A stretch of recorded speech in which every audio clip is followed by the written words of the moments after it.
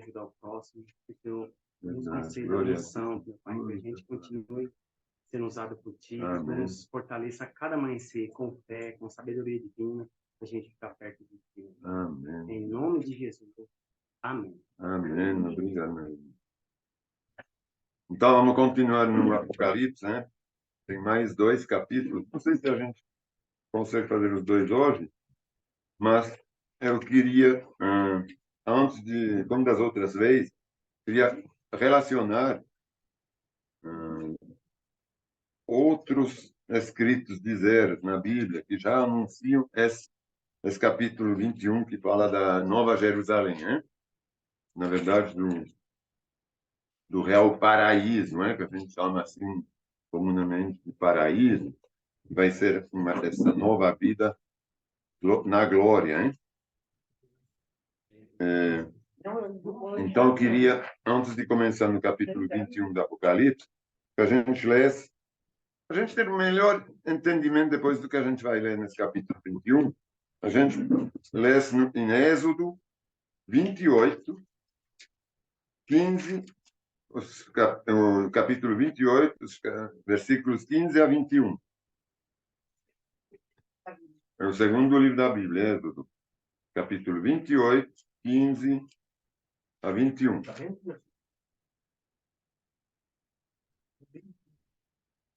É o segundo livro, né? É Gênesis e depois Êxodo. 28.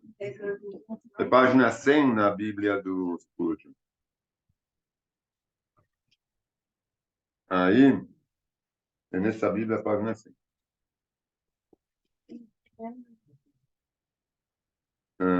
15 a 17. Não, 15 a 21, desculpa. Aqui falam... Não, você perguntou, né? Não foi? Então, todo mundo encontrou? Capítulo 28, Êxodo. Aqui ele fala, ele dá as regras, né, do Senhor, de como eles tinham que se vestir os sacerdotes na época, né? Sumo sacerdote, os sacerdotes, as roupas deles, né? Que uns querem ainda usar, né? Não. Mas para fazer a relação da Nova Jerusalém, né? O que significava tudo isso é o que significa depois, para a gente entender melhor quando a gente vai ler Apocalipse. Então, vou ler. Êxodo 28, versículo 15. Né? Em seguida, faça com grande habilidade o peitoral para decisões. Confeccione um modelo que combine com o colete sacerdotal, usando linho finamente tecido com fios de ouro. Ó, fios de ouro. É a pureza, hein? E fios de tecido azul, roxo e vermelho.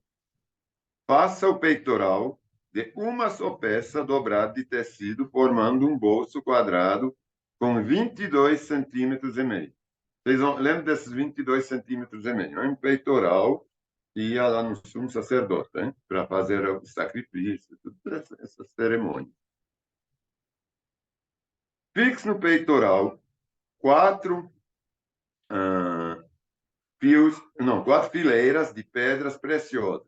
A primeira fileira terá um rubi, um topázio e um berilo.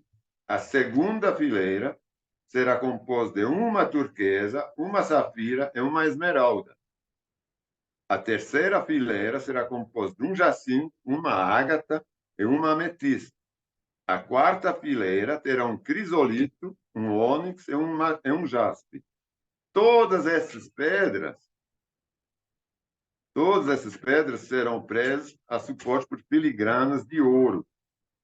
Cada pedra representará um dos 12 filhos de Israel, e o nome da tribo correspondente será gravado na pedra como um selo. Você vê que aqui, já no Êxodo, hein? É no início de todas as coisas, os primeiros mandamentos do Senhor para o povo dele, para os levitas. Ele, que era uma tribo também.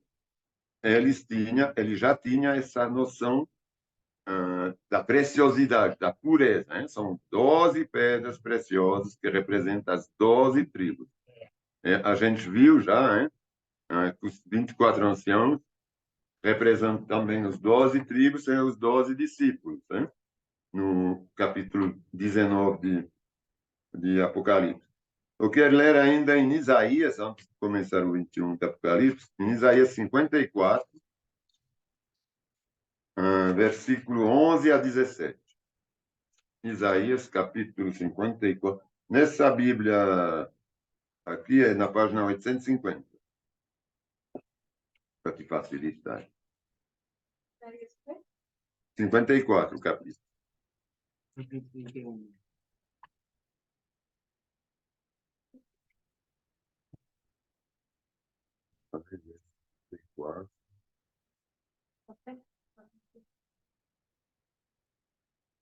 Não? 850.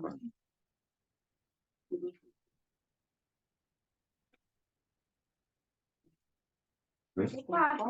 Na verdade, é 850 porque é o versículo 11.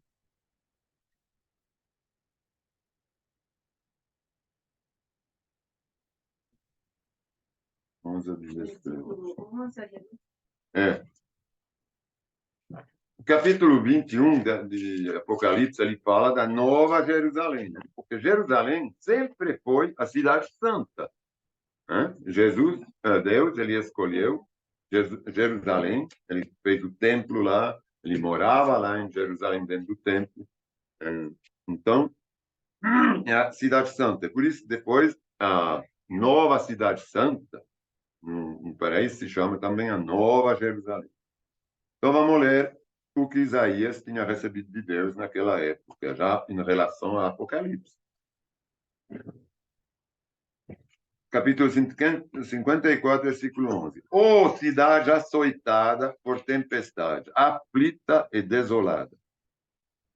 Eu a reconstruirei com pedras preciosas e edificarei seus alicerces com safiras. Farei torres de rubis cintilantes, seus portões de joias brilhantes, seus muros de pedras preciosas. De novo, lá ele já fala como seria a cidade santa depois de toda a destruição. Ensinarei seus filhos e eles terão grande paz.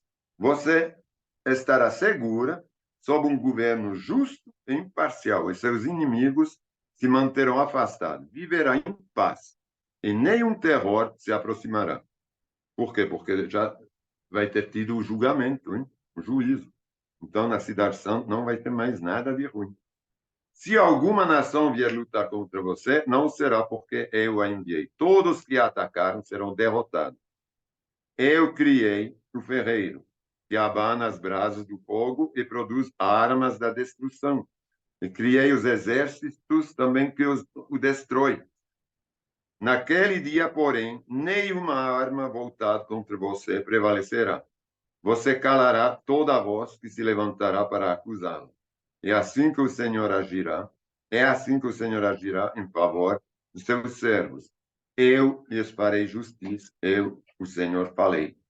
Aqui ele fala, Isaías, ou o Senhor, né, através de Isaías, ele já fala da Nova Jerusalém, que vem lá no final.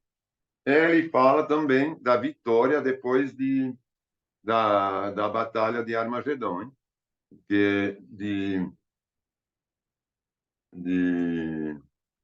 como chama, né? Gog e Magog. Isso, Gog e Magog, certo? Então ele já junta as duas coisas aqui, como profecia, né? Como é fantástico depois pensar que João, ele foi chamado pelo anjo, ele viu todas essas coisas acontecendo no céu, né? E a gente vai agora entender melhor por que essa Nova Jerusalém está assim. Ela foi anunciada naquela época, já duas vezes, né, pelo menos, dessa forma. Então, vamos ler Apocalipse, capítulo 21. É página 1486. Então, vi um novo céu, uma nova terra, pois o primeiro céu e a primeira terra já não existiam. E o mar também não mais existia. Eu vi a cidade santa, a nova Jerusalém, que descia do céu da parte de Deus. Como uma noiva vestida para seu marido.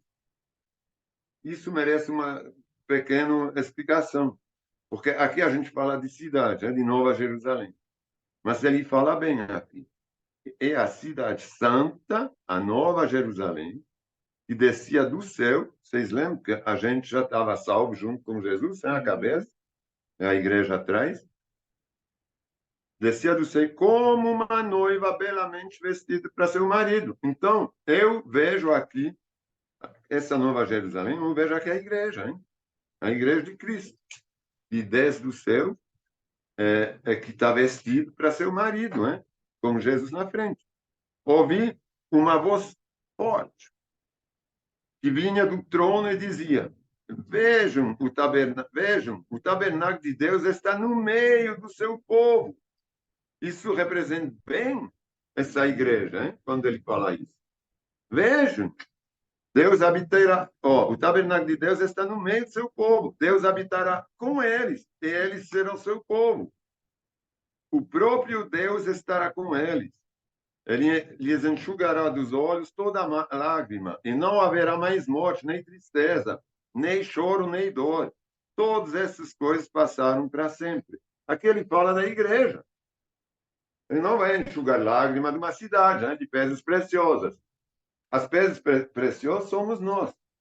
Claro que tem um duplo sentido, mas, obviamente, somos nós. A igreja é pura, ela é sem pecado. Não tem mais nada de errado nela. E Deus está no meio dela. Deus é o centro da igreja, do corpo de Cristo. Então, essa Nova Jerusalém, certamente, somos nós, representados por toda a pureza desses pedras preciosas. Essa grandeza, essa coisa maravilhosa de ser tremendamente grande. E aquele que estava sentado no trono disse: vejam, faço novas todas as coisas. Em seguida diz: escreva isto, pois o que lhe digo é digno de confiança e verdadeiro. E disse ainda: está terminado. Eu sou o alfa e o ômega, o princípio é o fim. A quem tiver sede, darei de beber gratuitamente das fontes da água da vida. Eu vitorioso herdará todas essas bênçãos, eu serei o seu Deus, e ele será o meu filho.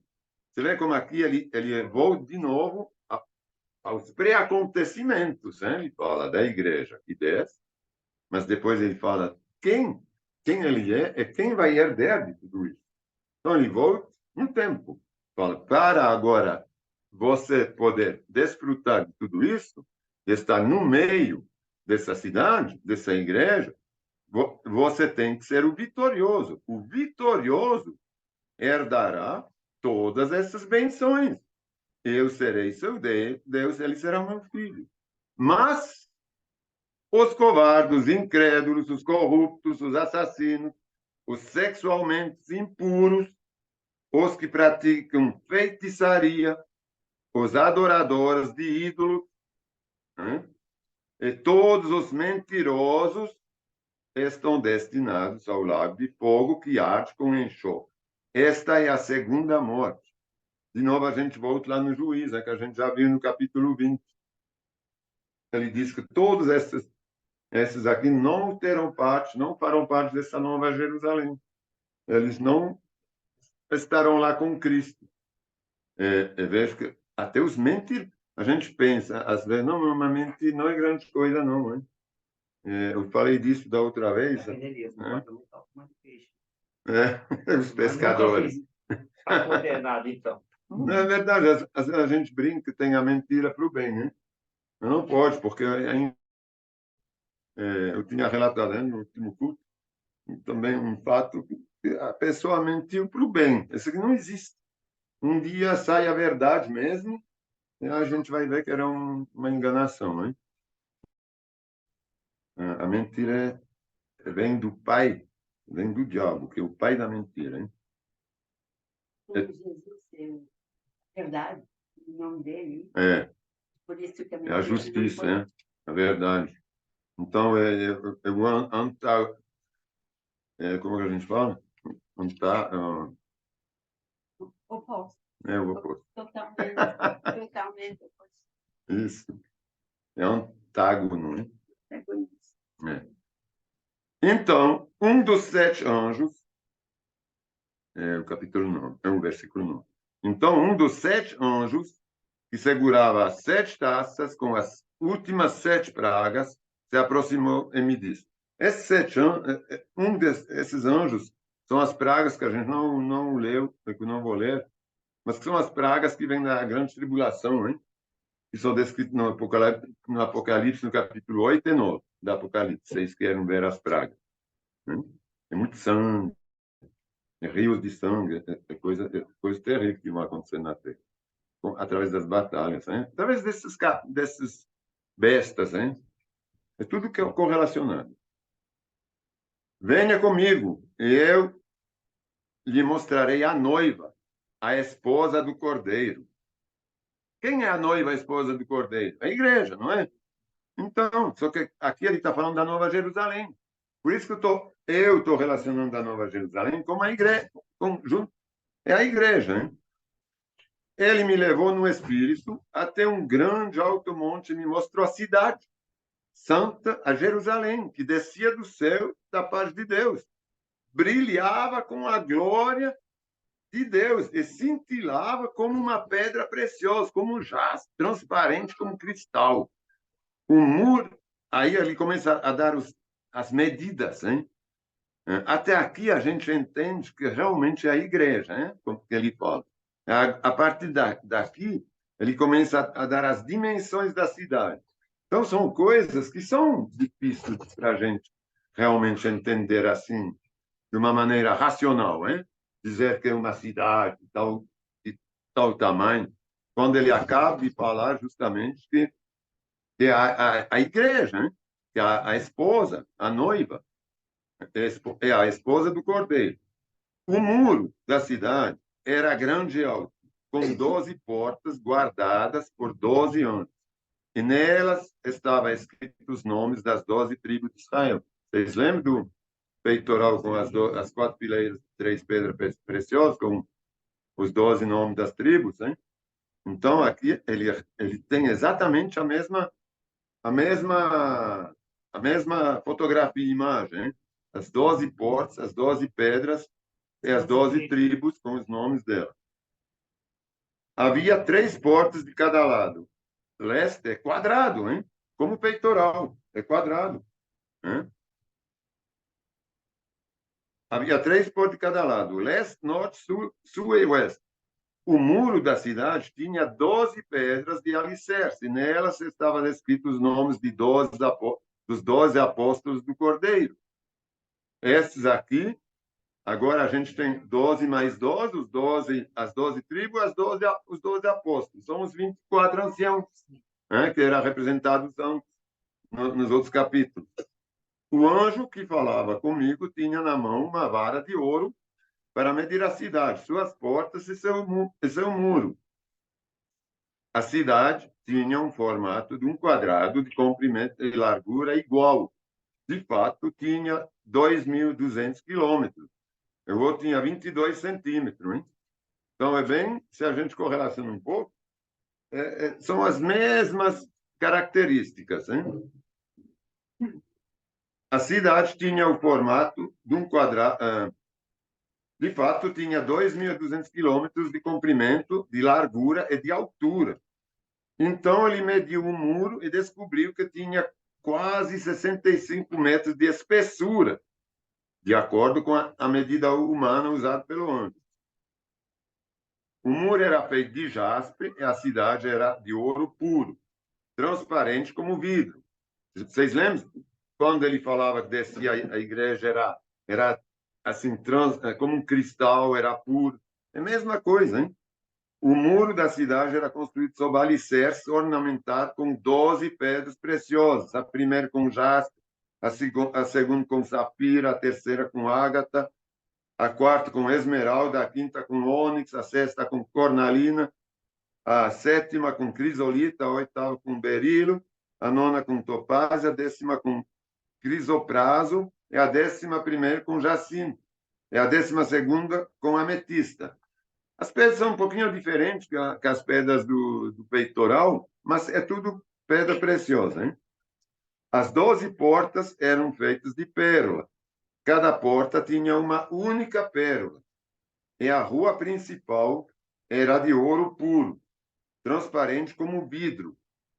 Não vi templo algum na cidade, pois o Senhor Deus e o Todo-Poderoso e o Cordeiro são o seu templo.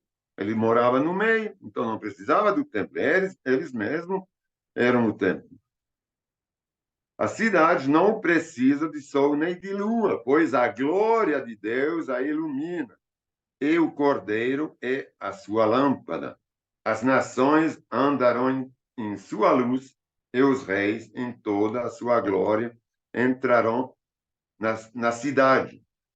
Suas portas nunca fecharão, pois ali não haverá noite, e todas as nações trarão sua glória e honra à cidade. Nenhum mal terá permissão de entrar, nem pessoa alguma que pratique ou o que é vergonhoso ou enganoso, mas somente aqueles cujos nomes estão escritos no livro da vida do Cordeiro, que a gente viu no capítulo 20, né? Que a gente tinha que ser predestinado, ter nossos nomes escritos lá.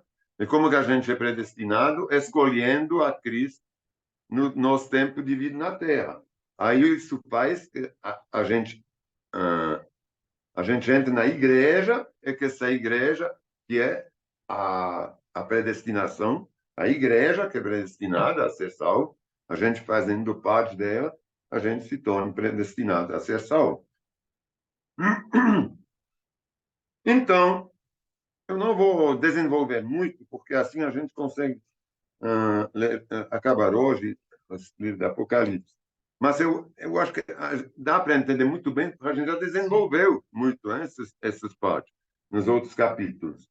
Então, dá para... Esse aqui é um resumo, na verdade, de tudo que já foi anunciado. Então, o anjo me mostrou o rio da água da vida, transparente como cristal, que flui do trono de Deus e do Cordeiro e passava no meio da rua principal. De cada lado do rio estava a árvore da vida, que produz 12 colheitas de frutos por ano, uma em cada mês, e cuja folha serve como remédio para curar as nações.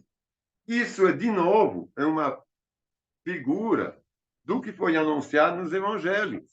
Né? Quando Jesus falou disso, que ele era água, que quem bebia dessa água nunca mais teria sede. Então, ele tá falando que ele está vendo agora essa água aí. O resultado, hein? Quem bebeu, está tudo lá, faz parte do reino. Esse aqui é o reino. Hein? Não haverá mais maldição sobre coisa alguma, porque o trono de Deus e do Cordeiro estará ali, e seus servos o adorarão. Verão seu rosto e seu nome estará escrito na testa de cada um. E não haverá noite, não será necessária a luz da lâmpada e nem a luz do sol, pois o Senhor Deus brilhará sobre eles e reinarão para todo e sempre. Então o anjo me disse: tudo que você ouviu e viu é digno de confiança e verdadeiro. Isso é a prova da salvação que é anunciada dentro dos evangelhos. Hein? Ele está vendo lá essas coisas acontecidas, né? Porque no evangelho ele está anunciando. Oh, vocês vão lá no reino do céu, lá será assim, será assado, não terá mais lágrima, não terá mais dor, porque lá tudo será puro. Então, agora, aqui no Apocalipse, nesses 2 últimos capítulos, ele está relatando que é realmente verdade. Que tudo que foi anunciado por Jesus está lá, dessa forma. Né? Por isso que ele fala. Então, hoje me diz, no versículo 6, tudo que você ouviu e viu é digno de confiança e verdadeiro.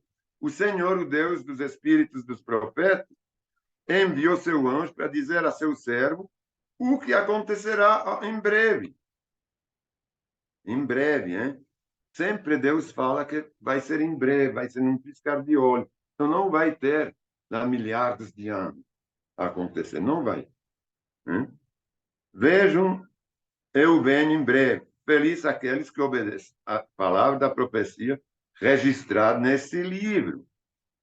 Feliz aqueles que obedecem às palavras de profecia registradas nesse livro. Então tem que obedecer agora, não uma vez que está lá em cima, está acontecendo que já está no lago de fogo, de enxofre. Eu, João, sou aquele que ouviu e viu todas essas coisas. E quando as ouviu e vi, cai aos pés do anjo que as mostrou para mim, a fim de adorá-lo. Mas ele diz: não faça isso. Sou um servo, como vocês e seus irmãos, os profetas, e como todos os que obedecem ao que está escrito neste livro. Adore somente a Deus. Adore somente a Deus. Ponto, acabou. Não tem ídolo, não tem nada, não tem estátua, não tem imagem, não tem nada. Adore somente a Deus. Tem uns que adoram os anjos, são terríveis. Em seguida, disse: não lacre com um selo as palavras proféticas desse livro, porque o tempo está próximo. E o mal, agora veja, está escrito aqui, a gente não consegue mudar nada, mesmo com orações, com coisas assim. Essa que eu já falei na pandemia, antes, tinha umas correntes de orações para mudar as coisas, ou para as eleições, para a gente para que Deus escolha um presidente, né? Como se ele ia impor um presidente porque os cristãos estão. Não, isso aqui não é assim que funciona. Né? Que o mal, ele fala no versículo 1, que o mal continue a praticar a maldade, que o impuro continue a ser impuro, que o justo continue a viver da forma justa, que o santo continue a ser santo. Isso são os planos de Deus. Que a gente queira ou não, vai ter mal até o final. O santo é santo, ninguém vai derrubar o santo da santidade dele. E ninguém vai fazer do impuro um puro. Ele que tem que se converter. Não é? Não, a gente não pode, senão a gente pode orar, que não tenha mais maldade, Senhor. Oh, erradica essa maldade da terra. Não, não é assim que funciona. A salvação ela é pessoal. Ela é pessoal, a gente tem que ingressar no corpo de Cristo, que é a igreja. É pronto. Agora, não adianta, o mal vai continuar até o fim. E vai aumentando mais. Vai aumentando, como está escrito aqui. E o governante desse mundo, no final do tempo, é ele que vai governar. Sim, exatamente. Aqui nunca na palavra, mas nunca está escrito que vai ser. O Senhor vai tirar todos os problemas da tua vida. Você vai ter uma vida maravilhosa, sem problemas. Isso aqui não existe. Está escrito que o Senhor aplana nos caminhos, nos salmos. Né? Porque os salmos são louvores. Né? Não é o Senhor falando. Claro que ele pode aplanar nos caminhos, porque ele nos direciona através das dificuldades, quando a gente é cristão. Ele vai nos falando, nos dando sabedoria, nos dando juízo, nos dando temperança, nos dando paciência, e todas essas virtudes, hein, que nos ajudam a passar pelas tribulações ele fala, o sol é para todos, como a chuva é para todos. Então, toda essa sabedoria nos ajuda a passar pela chuva. Vejam, versículo 12. Eu venho em breve e trago comigo a recompensa para retribuir a cada um de acordo com seus atos. Eu sou o alfa, o ômega, o primeiro, o último, o príncipe, o princípio e o fim. Ele vem para retribuir. A retribuição não é sempre uma recompensa. Aqui ele fala da recompensa, mas vai ter a retribuição do pecado. Vai ter a segunda morte de todos aqueles que não foram levados na primeira vinda de Jesus. Eles vão ser jogados no lago onde foi jogada a besta e o Satanás, que a gente viu, hein? Feliz aqueles que lavam suas vestes. Então, quem são aqueles que lavam as suas vestes? O que é lavar as vestes? É tirar toda a impureza, hein? É se arrepender dos nossos pecados.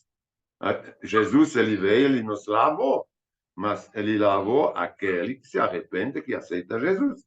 Ele não lavou a todos, ele veio para todos que se arrependem. Feliz aqueles que lavam suas vestes, a eles será permitido, a eles, somente a eles, será permitido entrar pelas portas da cidade e comer do fruto da árvore da vida. Do lado de fora da cidade ficam os cães, os feiticeiros, os sexualmente impuros, os assassinos, os adoradores de ídolos, de novo, e todos que gostam de praticar a mentira. Esses todos ficam de fora e vão ser amaldiçoados.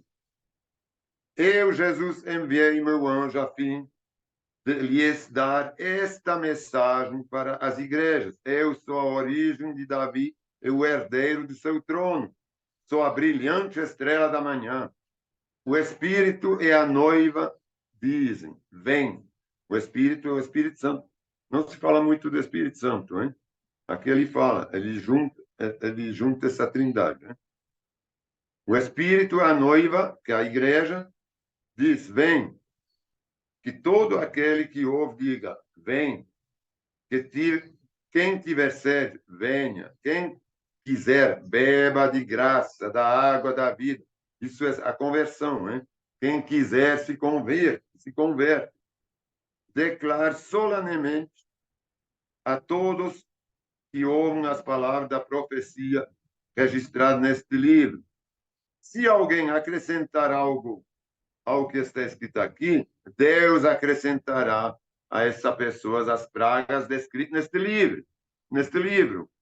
E se alguém retirar qualquer uma das palavras deste livro da profecia, Deus lhe retirará a participação na árvore da vida e na cidade santa descrita neste livro, na igreja, no corpo de Cristo.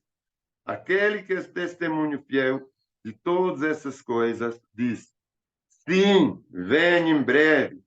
Amém. Vem, Senhor Jesus, que a graça do Senhor Jesus esteja com todos. Oh, glória a ti, Senhor. Glória a ti, Senhor.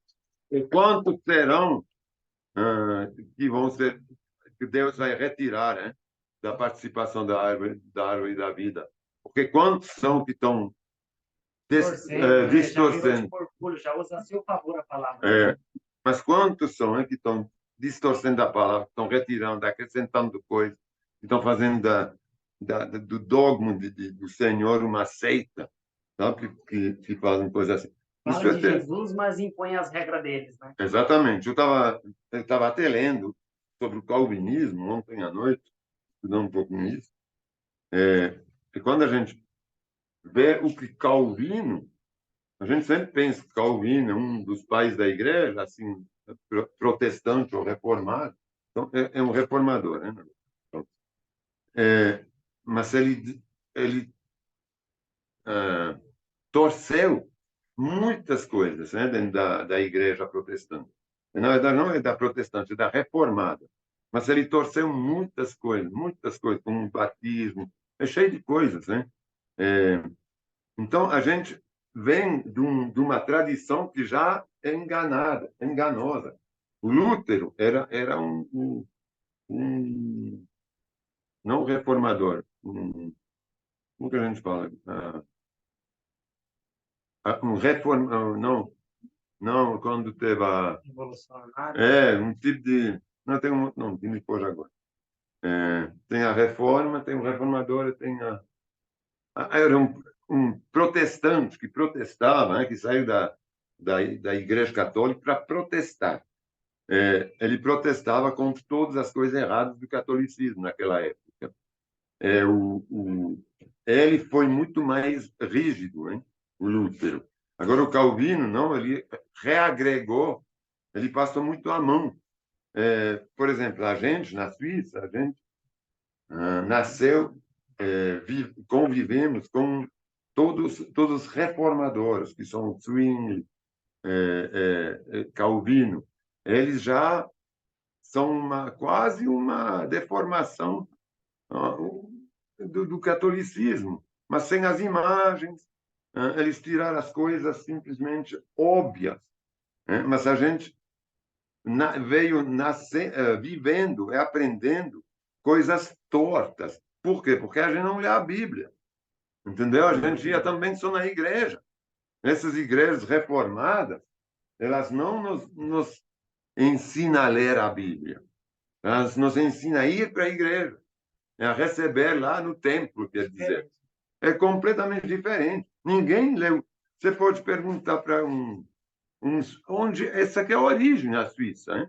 Do calvinismo, do Zwingli. Zwingli era em Zurique, e Calvino era em Genebra. É a origem da reforma. Se você vê qualquer um suíço, de 100, talvez 10 leram, ou de 1000, talvez nem 100 leram a Bíblia inteira uma vez na vida deles. Por quê? Porque eles foram ensinados a participar, a vir ouvir o culto, e não a participar. Essa aqui é a maioria. A minha irmã, ela foi uma exceção, porque ela se converteu até cedo. Hein? A gente não precisaria se converter se a gente estivesse protestando de verdade. Mas como a gente é reformado, a gente precisa se converter a Jesus, hein? Mesmo na Suíça. Eu precisei entregar meu coração a Jesus Cristo. A minha irmã também, não é? Você se converteu. A gente não nasceu assim, já convertido. Dentro desse lar, bom, ninguém nasce convertido, mas a gente não cresceu nesse coração. É claro, quando vou entender as coisas, já vou me entregar a Jesus. Não, a gente teve que receber, a minha irmã teve que me evangelizar, entendeu? Ela precisou ser evangelizada. Infelizmente, a gente, aqui no Brasil, com o catolicismo, é como se fosse um calvinismo puro, que ainda não passou a mão. É só isso. Então, a gente precisa muito do Senhor, a gente precisa muito da palavra, de conhecer a palavra.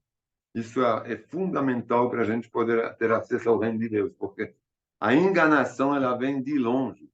E as pessoas acham que são salvas, elas se convencem que elas são salvas porque se dão o apelido de reformado, de sei lá de quê. Isso não salva. Parte-me quando eu encontrei evangelho Você vê? na escola de internato. A gente ia todo domingo na igreja protestante. O que aqui no Brasil, quando a gente fala de protestante, a gente acha que é a panaceia, que eles estão. Não é. Não é. Uns são, mas Esses muitos que não. são mais calvinistas, os nossos pastores lá reformados, Era, eles são que todos, era tudo calvinista. todos vão ser convertidos. Pessoal. O calvinista, ele prega a predestinação. Sim. Ele prega uma vez que você acredita em Jesus, você não tem mais como não ser salvo. Então, você não pode perder a salvação, calvinista. O Zwingli. O Luther, não. O Luther já é mais cauteloso. Aí depois tem os arminianistas lá, que são os mais certos. Mas isso aqui é outro. É os anabatistas também. Mas, na verdade, não é etiqueta que salva, né? Não é placa. Não é. Você esqueceu da ceia hoje? Não, Tá. é ceia. Ceia. Vixe, eu esqueci. Muito bem. Obrigado. Então, vamos pegar em Coríntios 11, para a gente não. Para a gente tomar a ceia consciente. Achava que você estava me mostrando outra coisa. É. Exatamente. A pessoa já corre para Não, tá ali escondido. Pode. Está ali escondido, tá tudo certo. Pode. Pronto. Então, enquanto você está servindo lá, eu vou ler as recomendações, hein? No Coríntios 11. Assim, quem come do pão ou bebe do cálice do Senhor indignamente é culpado de pecar contra o corpo e o sangue do Senhor. Portanto, examinem-se antes de comer do pão e beber do cálice. Pois se comem do pão ou bebem do cálice sem honrar o corpo de Cristo, comam e bebem julgamento contra si mesmo. Por isso, muitos de vocês estão fracos, doentes, alguns até já morreram. Então, isso é importante, hein? Todos podem tomar da ceia e devem até tomar da ceia. Mas fazer isso de uma maneira consciente. Não tomar. É verdade que isso é vinho, hein? Isso é pão, mas representa agora, nesse momento, representa, em lembrança, o corpo do Senhor é o sangue do Senhor. O sangue do Senhor ele nos lavou, o corpo do Senhor ele se encarregou de todas as nossas dores. Hein? Então, a gente não pode fazer isso, estou pensando que vinho é pão, nesse momento. Apesar de não ter nada de especial nesse pão, nem nesse vinho. Hein? Mas vamos nos examinar, se a gente precisa perdoar alguém, se a gente tem uma mágoa, então que a gente tome esse vinho, esse sangue, que a gente tome esse pão, que é o corpo, a carne de Jesus, de uma maneira consciente, né? Digna, sabendo que a gente vai tomar agora, mas vai perdoar também, se compromete para perdoar a quem a gente fez alguma coisa ruim. Ou confessamos a Deus nossos pecados, né? A Jesus. Então, vamos aqui lembrar o que ele disse, Jesus. Né? Ele pegou o pão, agradeceu a Deus, partiu o pão e disse: Este é meu corpo, que entreguei para você, que é entregue por você. Façam isto em memória de mim. A gente tem que tomar esse pão como se fosse o corpo, em memória do sacrifício de Jesus na cruz. Então, a gente vai agradecer o Senhor em memória a esse sacrifício que ele fez para a gente. Senhor, a gente te agradece por esse sacrifício, por essa carne que foi mutilada na cruz em nosso lugar, porque nós pecamos contra ti, Senhor. E seria a gente que devia passar no teu lugar lá na cruz, Senhor, e sofrer. Mas não, o Senhor sofreu em nosso lugar. E a gente, comendo esse pão agora, a gente vai se lembrar desse sofrimento que a tua carne sofreu nessa cruz. E podem tomar agora, em nome de Jesus.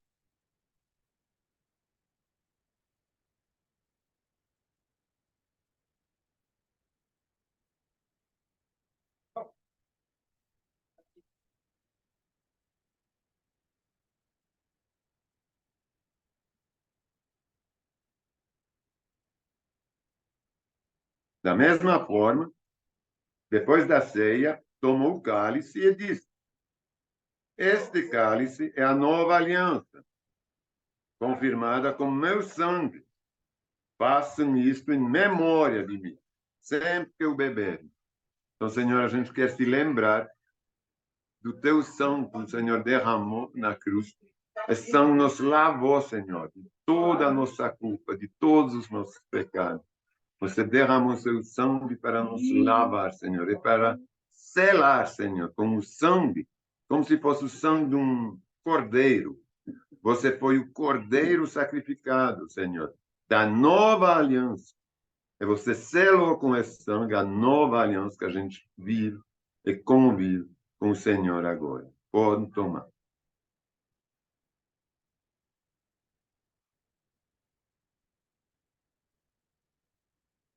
Muito obrigado, Senhor. Glória a Deus, meu Deus. Muito obrigado. Senhor, eu te agradeço por esse domingo, por esse culto, Senhor. Te agradeço pelos momentos, pela vida, pela graça. Você nos dá esses momentos maravilhosos que a gente pode ter contigo. Que esses momentos eles não sejam só agora, Senhor, na tua presença, mas que eles estejam sempre. Que a gente tenha um estilo de vida cristão, não somente uma atitude cristã um dia por semana, mas que nosso estilo de vida seja cristão, que todos lá fora, neste mundo, possam reconhecer e saber que a gente é discípulo, que a gente é servo de Jesus, Senhor, de Ti. Porque, Senhor, o Senhor é nossa vida, o Senhor é nosso destino, o Senhor é nosso futuro, o Senhor é nosso objetivo. Por isso a gente vive segundo os teus preceitos. É por isso que a gente vive